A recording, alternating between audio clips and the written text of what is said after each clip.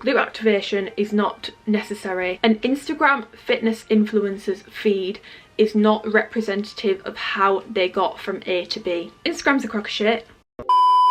Hello and welcome back to another video. So today I am starting to get back in the swing of doing some more glute specific videos again, because you guys just seem to love them. They're so highly requested and I have a few more ideas. I didn't want to force carrying on my glute series and force content out last year when I felt like I'd kind of wrung it dry a little bit and I had no more ideas and nothing more to really add to those videos, and I don't see the point in just regurgitating shit. So now that I've got some new ideas, I'm gonna start doing some more glute focused fitness content again, which I'm super excited about because I just love it. So with that being said, today's video is 5 things that I wish I knew before I started training, but we're gonna go the glute specific route. If you want me to do a more like general one about before I got into fitness, training in general, not specific to glutes, let me know and I will definitely do that. Although to be fair, a few of these points kind of apply to the things that I wish I knew before training about my whole body in general anyway, but there's a couple glute specific ones in there. If you do enjoy this video, then give it a thumbs up because it really helps, and also comment because apparently that helps as well. I don't know, I'm not a YouTube algorithm queen, I'm just trying to get back into the swing of things. So point number 1 that I wish I knew before I started trying to grow a bunda: glute activation. Hear me out, this is going to ruffle a few feathers and I already know that some people are going to watch this and just be like, eh. If you want me to do a whole video on glute activation, let me know because I am actually considering doing it. I don't want this video to be too long, I kind of want it to be like a quicker form video, but if you want me to go more into like depth with glute activation, my thoughts on it, some research bits, let me know and I'll definitely do that video. But yeah, this isn't me saying that I wish I knew about glute activation, this is me saying I wish I knew that it's not the be all and end all of whether your bum is going to grow or not. So when I first started going to the gym, I would spend, I shit you not, about 20 minutes doing banded work that I had seen on Instagram. Fitness influencers had posted these things as glute activation. Over time, I kind of like whittled it down to just doing like 5 minutes because I felt like I was getting actually a good connection with the movements anyway, so I didn't feel like I needed it. And then the past like year, maybe year and a half, I've just gone into normal warm-up. So I will just do bodyweight versions of what I'm doing that day, or warm-up sets on my lifts. If I'm doing hip thrusts, I might do like a couple sets at a lighter weight before I go into my working weight.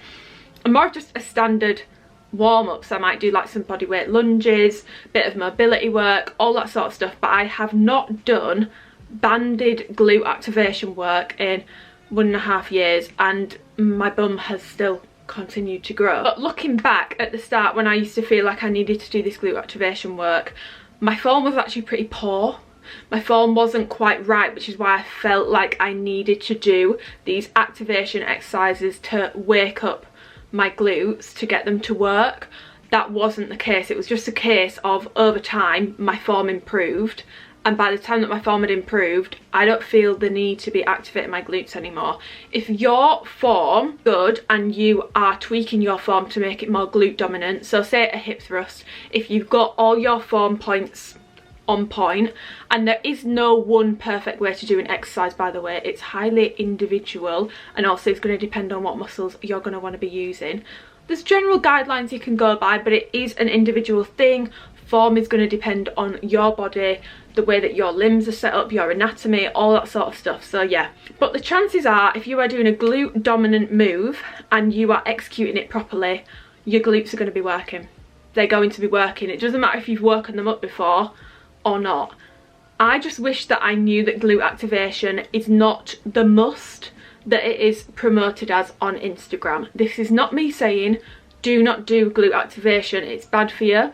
I just don't deem it necessary and therefore I do not do it anymore, and I wish I knew that I didn't need to be doing it, because actually when I think about it, I wasted a lot of time. I was doing these lengthy activation circuits and I was wasting precious energy on them, which meant that when I got into my lifts I couldn't lift as much because my glutes were already fatigued just from the warm-up alone.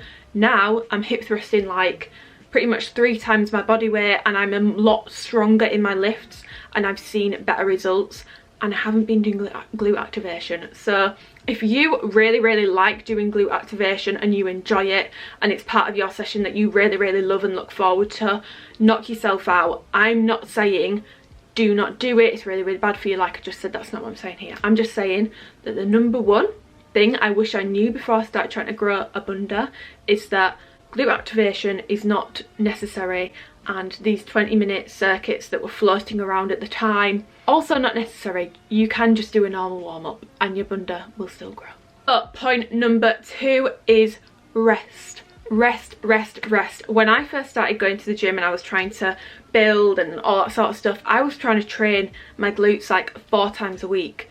To me now, that is way too much. 3 times a week maximum for me personally.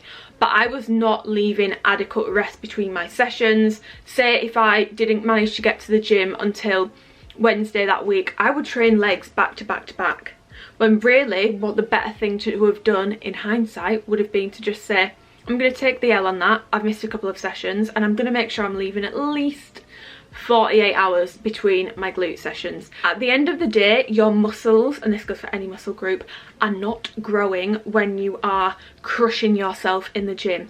That's part of the work towards growing, but that is not when you are growing. Your muscles are growing when they are recovering, when you are resting. If you are not resting, your muscles are not having time to recover, and they're not going to grow. I was really stunting my growth before I fully got into things, and right at the start of my fitness journey I was stunting my growth because I was just training way too much. I was overtraining my glutes, I was doing way too much for them, and I wasn't giving myself adequate rest. The thing that's going to come under rest, which I wish I knew, is just lengthen those rest times out a little bit. When I first started, I used to rest like 30 seconds, a minute between sets, absolute maximum. And what I've come to find and discover over time is that the longer you rest for, the better between your sets. If you're trying to progress on your moves, increase your strength and really get the most out of them, there is no way you are going to be able to give as much energy as you should be doing to the movements if you are just resting for 30 seconds, 1 minute between sets. Now with your accessory work, yeah, you can get away with 30 seconds to a minute, but with your compounds and the things that take up a bit more energy that you're really trying to progress on, I would recommend 2 minutes minimum rest between your sets. Your body needs that.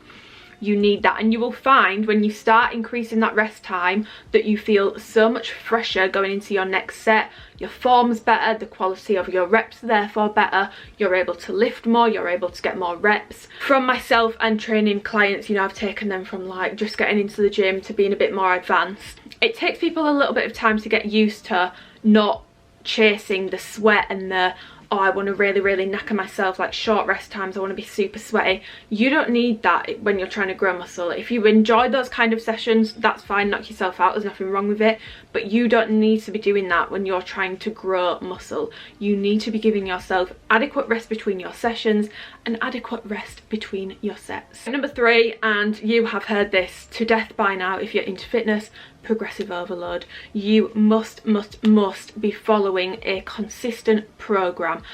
It might seem a little bit boring to practice the same moves week in, week out and progress on them over time. That might be boring, however it's a pretty good way to progressively overload and a pretty good way of getting progress. Now if you are someone who really struggles to do that week in, week out, what you might want to do is maybe have one set of workouts as your A set of workouts, which is like a week, maybe 5 sessions if you can train 5 times a week, and a B set of workouts, so another 5 sessions, and you rotate those each week, maybe over like 8 weeks, 12 weeks, so you get 6 to 4 weeks on each thing. You are repeating the movements over time, but they're changing week to week, so you would have week 1 and week 3's workouts would be the same, week 2 and week 4's. That's still fine, that's just another suggestion, because I know that some people do really find it quite tedious to do the same workouts week in, week out. But I feel like the progressive overload thing is kind of obvious by now. If you're more new to the gym, hello, that might be a really good point for you to consider, because you might not be aware of that. But yeah, progressive overload in summary is just beating your best over time. Now I'm not saying you're going to be able to progressively overload every single week, but if you think of it as like a graph like this, so you've got your progress, so say you've got your hip thrust weight and reps, all that sort of stuff on this side of the graph, so that's the weight, time over here, week 1, let's do like, okay, month 1, month 6, so 6 months. Over time, you would expect that after 6 months you're able to lift a lot more than you were in month 1, but that doesn't mean that line is going to go like that. That line is going to go like this. There'll be weeks where you plateau, there'll be weeks where you're a little bit weaker, weeks where you're stronger. That's all completely normal, especially as a woman. Your menstrual cycle is going to impact your training. You will have a bit more of a wavy line as a woman. It's completely normal, but as long as over time, zoom out to the bigger picture, if you are getting stronger over time, that's progressive overload. And it doesn't just have to be weight, it can be adding more reps, it can be improving your form, improving your range of motion in a movement. It's not all just about the weight, but progressive overload and a consistent program to help with that will be so helpful. And I really wish I knew that before I started getting into the gym, because I was doing different sessions every single week and not really getting anywhere. Number 4, which is quite ironic because I do have somewhat of a platform on Instagram and I do post fitness content. Instagram's a crock of shit.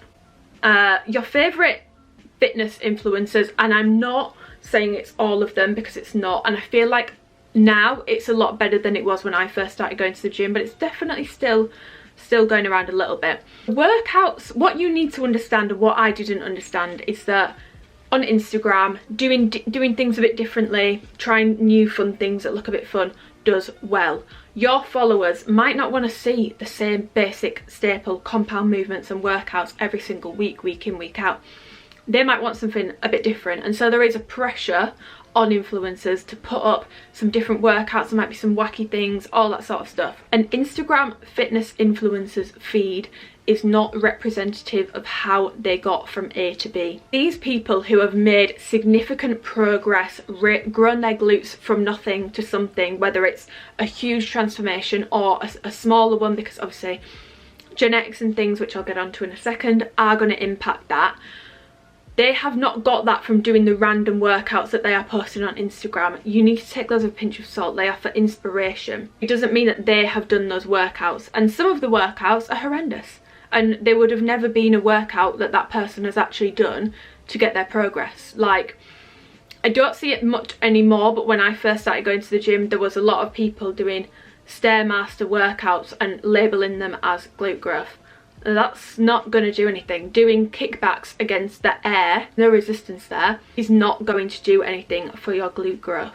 I wish I knew that Instagram is something to be taken with a pinch of salt when I was getting into the gym and trying to grow my glutes, because there was a lot of, like I said, the Stairmaster workouts, a lot of banded workouts, and they're not really going to do anything.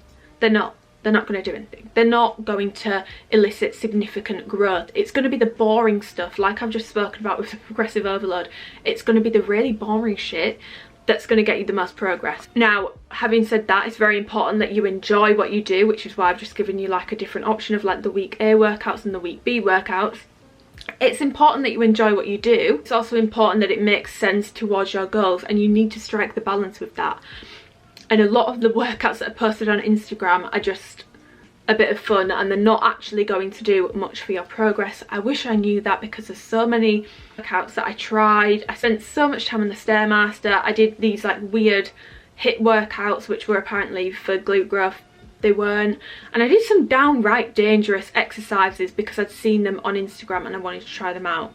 So I wish that I just knew that Instagram, it's a bit bullshit. The fitness stuff on Instagram, not all of it, but some of it, just take it with a pinch of salt. And when you see these people who've had amazing transformations, know in the back of your mind, it's probably years of consistency and doing the basics that have got them to where they are, not the random circuit workouts that they are now posting on their Instagram. And point number 5 is genetics, something that no one seems to enjoy or like speaking about. But if you're not new to my channel, you'll know that I've spoken about this in glute videos before. It's something I speak quite a bit about on Instagram. So someone's before is not necessarily that actually telling you that much about their genetics, if that makes sense. You might be on the smaller side and you're looking to build your glutes.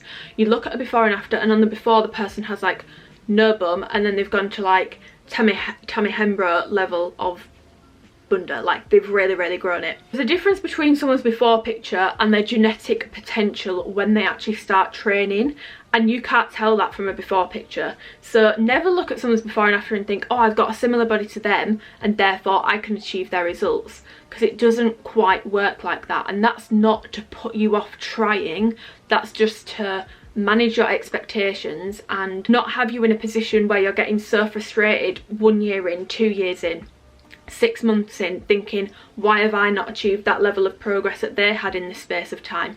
I can ensure you, if you are aggressively overloading, you've got a good program, your rest is good, your rest and recovery is good, and your nutrition is good, I can guarantee you, you are going to see results. Now, how much of a result you're going to see, so how much muscle you're going to be able to grow in your glutes, how fast you're going to be able to do that, is going to depend on your genetics. And not everyone will have the genetics to grow a huge amount of muscle on their glutes. Not everyone is going to have that, and that's okay. What you've got to remember with social media and Instagram is it's literally the top like 1%, 2% of physiques that get amplified and then thrown out. They get millions of followers, you see them everywhere. And when you're in the fitness world on Instagram, it feels like everyone has huge glutes, but that's just because it's a very, in terms of like the world population and the amount of people that actually train in the gym, it's actually not that many people. It's just that their bodies are amplified because they grow a bigger following and all that sort of stuff. Don't see these like top 1-2% physiques as